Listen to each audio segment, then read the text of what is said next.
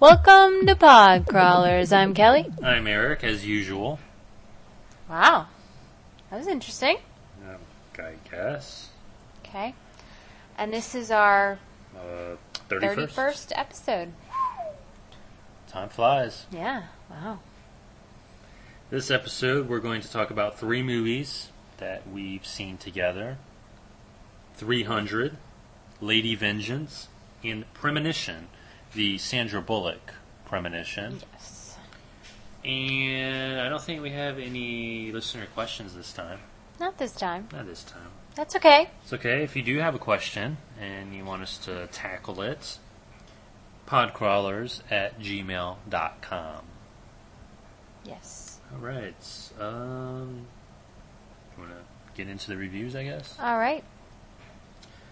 300. It is about a... I don't remember the exact title of the battle or war or whatever. Basically, it's the first Persian assault on Greece. Yes. And that The Spartans. the king and 300 of his guards or whatever. Minions. Minions try to thwart the Persians until reinforcements arrive, until his wife can rally the Senate into sending troops. The rest of the town. Yeah, right. This is a movie that I'm kind of torn on. I don't know if I really like it or if I think it's just okay. You loved it when we first watched it. Yeah, but then I thought about it. Well, I really liked it. I liked it for a couple different reasons. I thought it was different, both cinematographically, or however you would say that. Okay, visually. Yes, visually. And also, just the way it was, I guess, perceived and brought into imagination. Huh? Don't make fun of me. Just meaning, like, I mean, they could have gone a lot of ways with this movie. But they didn't. They could have made it completely bloody. They could have made it, Stiff. Yes, exactly. And they didn't. They showed passionate people, passionate for their country, passionate for their cause, passionate for each other, and... Passionate for each other. Yeah. I know. I just... Sweaty men together, showing passion. I'm not just talking about men. There were women in the movie as well. Yeah. But, I really like it. I liked it a lot. I thought the people, the actors that were in their specific roles were very appropriate. Yeah. I'm glad they didn't try and get Clive Owen to be the king, or Brad Pitt to be someone. Oh, he already did his epic. I know, but that's what I'm saying. Right. I think it was best the way it was done, personally. And I also think too it did its best, but I don't think it was revolutionary enough like people think it is. I think visually it was sort of like a test run for something bigger. You know what I mean? Like, they tried out, the effects and the makeup and the cinematography, but it didn't quite hit the mark for me. I mean, at the time, yeah, I got caught up in all the fighting and the heroics and the speeches and the yelling and screaming and whatever. I don't know, but it just seemed like it was a demo movie for something much more bigger, better, and important. Okay. What would be this bigger, better, more important He-Man and the thing? Masters of the Universe. You're kidding, right?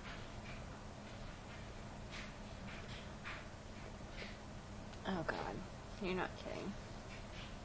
Anywho, it's not a bad movie. It's just, I think it's kind of a little overrated. I know when people rave about it, I can see their point, but I don't agree with that point. Anymore. But he did when he first saw it. But I thought about it. Like I said, I got caught up in the whole fervor, and then I thought about it and realized it wasn't that great. Haven't you been the one to say more often than not that sometimes you need to leave your brain elsewhere and just go with it? And I did. And it's an entertaining movie, but I'm saying it is not revolutionary like people say it is. I know what you're saying, but my point is that you can't tell other people to behave one way and then go back and think it through yourself and change your opinion. No, I can't. And I did. And I am. Whatever. 300. Not an Eric recommendation, but it's not a bad waste of time. It's entertaining. It's no Phantasm. Or is it? Is it all a dream? Maybe. I want to kind of touch on the dialogue, though. There were certain points where there was one point where I turned to you and wondered aloud if they really talked like this or if they were just modernizing the dialogue. Oh. Yeah, I know. I don't think anybody knows how things went on. Right, but like I told you, how do we not know that the people talked like they do now? I know. Maybe it's just a big but joke. Was what I just said. Yes, it was. 300. Next movie. I think we can both agree the next movie was a letdown. Yes. Lady Vengeance. There was a lot of hype around this movie. This and Tartan movie. The previews look incredible. Yeah. It makes the movie look very, very good. Sort of action-packed as well. Definitely. When you get it, it's not so much. I think there would be more action with this DVD and movie if you used it as a drink coaster. Possibly. And it probably has more value as a drink coaster than an actual movie. Interesting point. This is a movie brought to us by a guy who, among other things, gave us Old Boy, which we haven't reviewed in this show, but we both liked it. I mean, it wasn't terrible. It could have been better, but it was a good movie. It was a decent movie. Mm-hmm. And Lady Vengeance is not. No, it's not. Do you want to give a brief synopsis without spoiling anything? I don't even know if I remember enough to give a brief synopsis. And that's just the thing. It's not a memorable movie. Basically, it's about a woman who gets sent to jail for a crime that she sort of didn't commit. Oh, yeah. Now I remember. She gets out and goes after the guy. And when we say go after, we don't mean with guns a-blazing. It's really an intricate plan that really didn't need to be so intricate. And the intricate plan also includes pretty much everybody that she met while she was in jail. Yes, and eventually everyone that this guy, this bad guy, has ruined. Yes. Not to spoil anything. And yeah. Maybe we should talk about the good points of the movie before we talk about the bad. Good points of the movie: it's well made. Visually, yes. there's some good cinematography. That's about it. That's about it. bad points, personally, they kept going back to her time in jail. And let's just say that I don't need to know what all the people in jail did to each other sexually. And how she started her road onto. Yeah, I don't need to know. And I don't want to know. And that completely turned me off from the movie. And I think the director did this to be trendy. I think some of the stuff cinematically with that, and then there's a scene where he gets kind of cute with the clouds and stuff. He just did it to be trendy and different, and it totally flopped, for me at least. Because it made me think, oh wow, that's so trendy. He's trying. I thought the movie was just boring. Completely boring. There's practically no action in the movie. The violence that's in it is whatever violence, like, oh, that was nice, whatever. It affected me in no way. What the bad guy has done to warrant this revenge is pretty terrible, and I really didn't need to see it. I thought it was sort of hard to get through. Yes. I don't know, it was just too long, and it's just a crap fest. Not a recommendation. If you want to see this guy's work, see Oldboy. I think that sums up everything this guy has to say about revenge.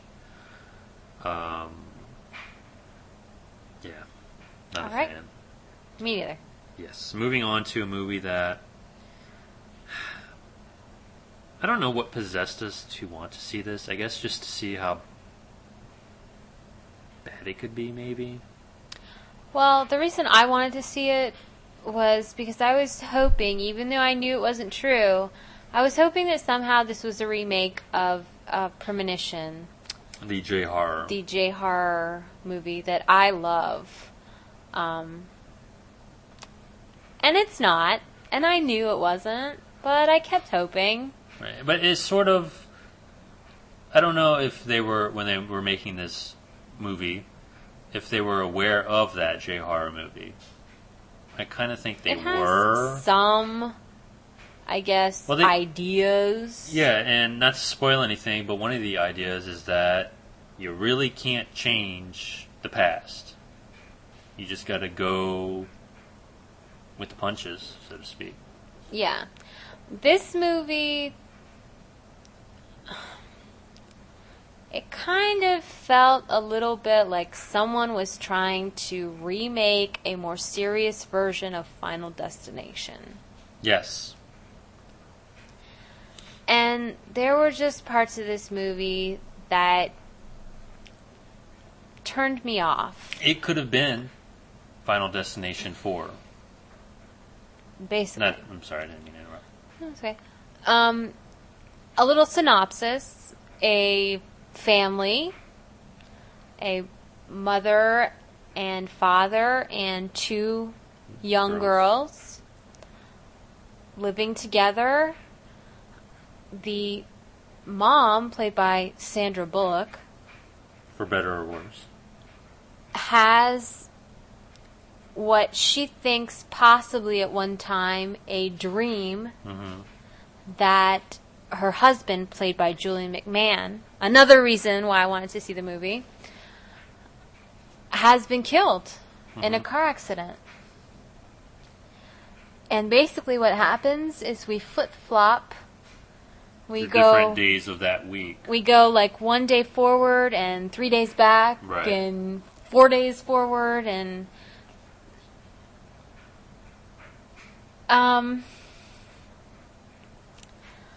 I think to a certain extent the idea was there at the beginning. I liked part of the beginning. But then it just kind of got old. It did. And predictable. Yes. Well, you knew that he was going to die. Yeah. But there was that hope there that she would change. She would save him. Spoiler alert. Not to spoil anything.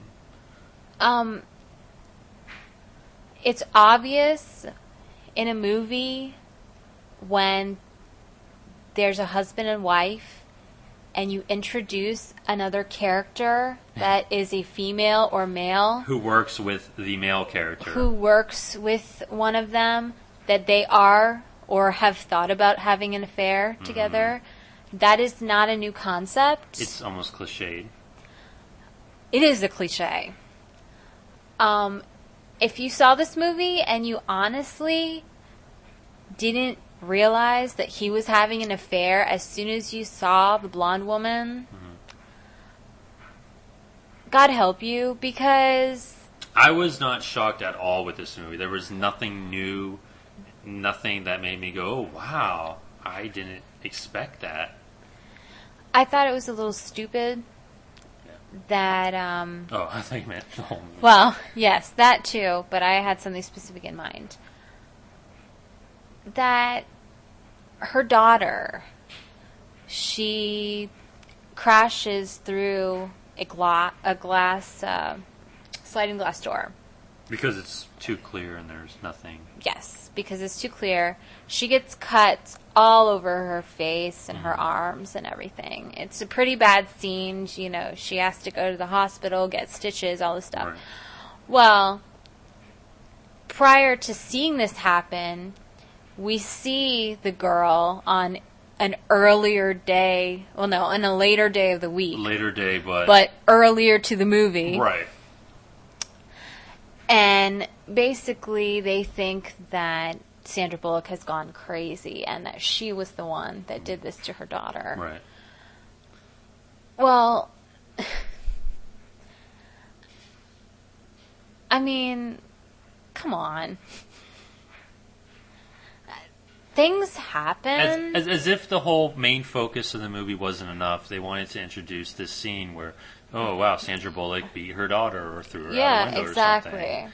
That was She's unnecessary. so distraught that she has resorted to... That would have been fine had the movie sort of focused on Sandra Bullock's mental state. It really didn't. No. It sort of focused on her trying to figure out what happened or what would happen or whatever, and how she could change things. And since we've already really told you that he dies in the end... Or the beginning. Well, he dies. Right. Period. Let me just say, and I'm not trying to ruin anything else, but if you watch the movie and you really think about it, it's almost like it was her fault. And I think that's the moral of the story. Leave well enough alone. Or bad enough alone. Yeah, basically. Moving on. Premonition, the Sandra Bullock Premonition, not a Podcrawler's recommendation in any sense of the word. I think I could have remade it a little better. Well, it wasn't a remake, really. Well, I mean, remade that one. Oh, gotcha. Well, yeah. Just a misfire, just like Lady Vengeance. I mean, they tried, but... And failed miserably. Miserably. Can I do a quick book review? Sure. Alright, quick book review. Matthew Riley's Contest. Quick synopsis. Unwittingly entered into a dangerous contest along with his young daughter, Dr. Stephen Swain is placed into the labyrinth of the New York Public Library, from which only one of 7 contestants will emerge alive. Matthew Riley is not the greatest writer. Basically, his books are all plot, which I'm fine with. I'm fine with action. This book was his first that he wrote, and it was originally self-published, and after I read it, I knew why. It is horrible and outlandish. The idea of being stuck in a confined place, battling other people to survive, is not a new idea. No, it's not. And it's an okay idea when done right, you know. But this isn't okay or done right. It's Spoiler not? alert, we are introduced into the game. Well, the game is an intergalactic game. Aliens set it up to... It's like an alien Olympics or something. And other aliens are the contestants. That totally... Yeah, that look on your face, yes. Wow, that sounds like... Yeah. It's bad. Very bad. That sounds like a bad episode of Star Trek. Stargate. Or Yeah, it probably has been. one of the many sci-fi original TV shows.